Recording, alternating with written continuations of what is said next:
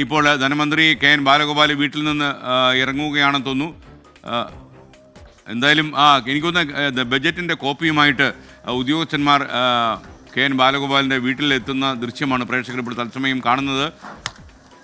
അദ്ദേഹം എനിക്ക് തോന്നുന്ന കുറച്ച് സമയം കൂടി കഴിഞ്ഞിട്ടായിരിക്കും അദ്ദേഹം പുറത്തേക്ക് ഇറങ്ങുക. അവർക്കൊപ്പം ചായയും ഭക്ഷണമൊക്കെ കഴിച്ച് രാവിലെ നല്ല 2 ഇഡ്ഡലിയോ കഴിച്ചിട്ടായിരിക്കും ധനമന്ത്രി പുറത്തേക്ക് ഇറങ്ങുന്നത്. നമുക്ക് നന്നായിട്ട് ഇഡ്ഡലി കഴിക്കാൻ പറ്റുമോ എന്നുള്ളത് നിയമസഭയിൽ അവതരിപ്പിക്കുമ്പോഴേ മനസ്സിലാക്കാൻ കഴിയൂ.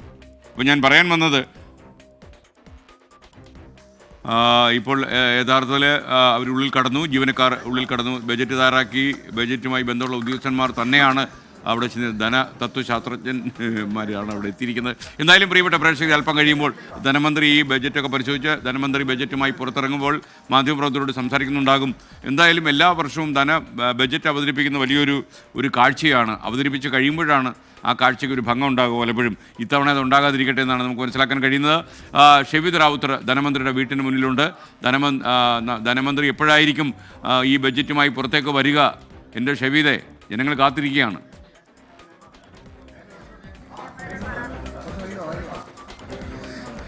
എസ്കേൻ വലിയ ആകാംക്ഷയുണ്ട്. കാരണം എന്താണ് പെട്ടിയിൽ, അടുത്ത സാമ്പത്തിക വർഷം കേരളം എങ്ങനെ ചലിക്കും, എന്തൊക്കെ നമുക്ക് കിട്ടും, സാധാരണക്കാർക്ക് കിട്ടും എന്നുള്ള ആകാംക്ഷ നിറഞ്ഞ ആ പെട്ടിയാണിപ്പോൾ ഈ സർക്കാർ പ്രസിലെ സൂപ്രണ്ടിന്റെ പക്കലുള്ളത്. ആ പെട്ടി നമുക്ക് കാണാൻ സാധിക്കും. അത് അല്പസമയത്തിനുള്ളിൽ ധനമന്ത്രി കെ.എൻ. ബാലഗോപാലിന് കൈമാറും. ധനമന്ത്രി കെ.എൻ. ബാലഗോപാലിന്റെ ഔദ്യോഗിക വസതിയിലാണിപ്പോൾ ഗവൺമെന്റ് പ്രസിലെ സൂപ്രണ്ടും ഉദ്യോഗസ്ഥരും അടക്കമുള്ള ആളുകൾ എത്തിയിട്ടുള്ളത്. ആ ബജറ്റിലുണ്ട് കേരളത്തിന് എന്ത്, തദ്ദേശ തെരഞ്ഞെടുപ്പ്, നിയമസഭാ തെരഞ്ഞെടുപ്പ് അടക്കമുള്ള കാര്യങ്ങൾ മുന്നിൽ കണ്ടുകൊണ്ട് കേരളത്തിന് എന്തുണ്ട്, ക്ഷേമ പെൻഷനിൽ കേരളത്തിന് എന്തുണ്ട്, വിഴിഞ്ഞത്ത് എന്തുണ്ട്, മാത്രവുമല്ല ചൂരൽമല മുണ്ടക്കൈ പുനരധിവാസത്തിന് എന്തുണ്ട്, അങ്ങനെ എല്ലാ ചോദ്യങ്ങൾക്കും മറുപടിയുള്ള ആ പെട്ടിയാണ്, ആ മാജിക് ബോക്സ്, ആ മാജിക് പെട്ടിയാണ് ഇപ്പോൾ ഈ ഔദ്യോഗിക വസതിയിലേക്ക്, ധനമന്ത്രിയുടെ ഔദ്യോഗിക വസതിയിലേക്ക് എത്തിയിരിക്കുന്നത്. എന്താണ് ധനമന്ത്രി ബജറ്റ് അവതരിപ്പിക്കുമ്പോൾ പറഞ്ഞു തുടങ്ങുക എന്നതടക്കമുള്ള കാര്യങ്ങൾ നിർണായകമാകും. കഴിഞ്ഞ വർഷം പറഞ്ഞ വളരെ പ്രധാനപ്പെട്ട ഒരു കാര്യം എന്ന് പറയുന്നത് അത് വിഴിഞ്ഞം കേരളത്തിന്റെ വികസന മാതൃകയായി മാറുന്നു എന്നുള്ള കാര്യം പറഞ്ഞുകൊണ്ടാണ് അദ്ദേഹം തുടങ്ങിയത്. ഈ വർഷം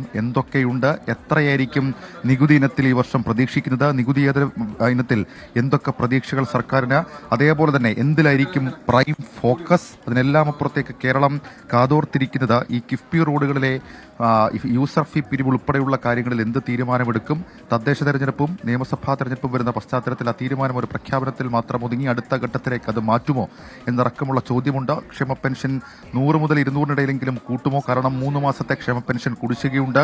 2700 കോടി കുടിശ്ശിക ഇനത്തിൽ മാത്രം കൊടുത്തു തീർക്കാൻ സംസ്ഥാന സർക്കാരിനെ സംബന്ധിച്ചിട്ടുണ്ട്. സർക്കാർ ജീവനക്കാരും വലിയ ആകാംക്ഷയിലാണ്. കാരണം ഒരു തെരഞ്ഞെടുപ്പ് വരുന്ന ഘട്ടത്തിൽ എല്ലാ തവണയും നമ്മൾ ആകാംക്ഷയോടെ കാത്തിരിക്കുന്നത് സർക്കാർ ജീവനക്കാരുടെ നിലപാടാണ്. അപ്പോൾ സർക്കാർ ജീവനക്കാരുടെ ആനുകൂല്യങ്ങൾ അത് നിരവധി കൊടുക്കാനുണ്ട്.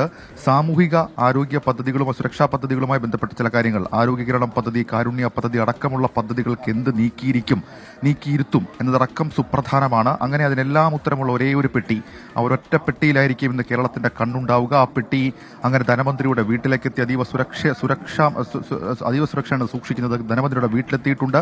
അല്പസമയത്തിനുള്ളിൽ ഉദ്യോഗസ്ഥർ ധനമന്ത്രിക്ക് കൈമാറും. ശേഷം 8:45 ധനമന്ത്രി കെ.എൻ. ബാലഗോപാൽ നിയമസഭയിലേക്ക് പോകും. 9 മണിക്കാണ് ബജറ്റ് അവതരണം. ഏതാണ്ട് 5ാം ബജറ്റാണ്. ഒരു പ്രാക്ടിക്കൽ മണി മാനേജ്മെന്റ് എന്ന് പേരുകെട്ട ആളാണ് ധനമന്ത്രി കെ.എൻ. ബാലഗോപാൽ. കൊടുക്കാൻ പറ്റില്ലെങ്കിൽ കൊടുക്കില്ല എന്ന് തന്നെ അദ്ദേഹം പറയുന്നതാണ് അദ്ദേഹത്തിന്റെ ഇതുവരെയുള്ള രീതി. പക്ഷേ ആ രീതിയിൽ നിന്ന് ഇത്തവണ ഒരു വ്യതിചലനം ഉണ്ടാകും, ഒരു യു ടേൺ ഉണ്ടാകുമെന്നുള്ള കാര്യം ഇപ്പോൾ തന്നെ ചില സൂചനകളായി പുറത്തു വരുന്നുണ്ട്. കാരണം സർക്കാരിനെ സംബന്ധിച്ച് സർക്കാരിന് തദ്ദേശ തെരഞ്ഞെടുപ്പിനെയും നിയമസഭാ തെരഞ്ഞെടുപ്പിനെയും നേരിടാനുള്ളതാണ്. അതുകൊണ്ട് തന്നെ പ്രാക്ടിക്കൽ മണി മാനേജ്മെന്റ് അല്ല, പകരം ജനങ്ങളെ ചേർത്ത് പിടിക്കുന്ന, ജനങ്ങൾക്ക് സ്വീകാര്യമായിട്ടുള്ള, ജനങ്ങളെ ആകർഷിക്കാൻ കഴിയുന്ന തരത്തിലേക്കുള്ള ബജറ്റിലെ പ്രഖ്യാപനങ്ങൾ അതൊക്കെ ഉണ്ടാകും. അല്പസമയം മുൻപ് ധനമന്ത്രി കെ.എൻ. ബാലഗോപാൽ ഒരു ഫേസ്ബുക്ക് പോസ്റ്റ് ഇട്ടിരുന്നു. ആ ഫേസ്ബുക്ക് പോസ്റ്റിലും അദ്ദേഹം എടുത്തു പറഞ്ഞത് സംസ്ഥാനത്തെ ഞെരിച്ച കേന്ദ്രത്തിന്റെ ചില രീതികളെ കുറിച്ചിട്ടാണ്. പ്രത്യേകിച്ച് സവിശേഷമായ ഘട്ടത്തിൽ 2ാം പിണറായി സർക്കാർ അധികാരമേറ്റു. ചരിത്രത്തിലെ ഏറ്റവും വലിയ കേന്ദ്ര അവഗണന അത് കേരളത്തിന് നേരിടേണ്ടി വന്നു. തനത് വരുമാനത്തിനടക്കം സംസ്ഥാനത്തിന് വർധനമുണ്ടാക്കാൻ കഴിഞ്ഞിട്ടും കേന്ദ്രവിഹിതം വെട്ടിക്കുറച്ചത് സാമ്പത്തിക ഞെരുക്കം ഉണ്ടാക്കിയതടക്കമുള്ള കുറ്റപ്പെടുത്തൽ അദ്ദേഹത്തിന്റെ ഫേസ്ബുക്ക് പോസ്റ്റിൽ ഇന്നുമുണ്ട്. അപ്പോൾ എന്തൊക്കെ, എവിടെയൊക്കെ, എങ്ങനെയൊക്കെ പരിഗണിക്കും എന്നുള്ള ചോദ്യത്തിന് ഉത്തരമായിട്ടുള്ള പെട്ടി അത് ധനമന്ത്രിയുടെ വീട്ടിലെത്തി. S K.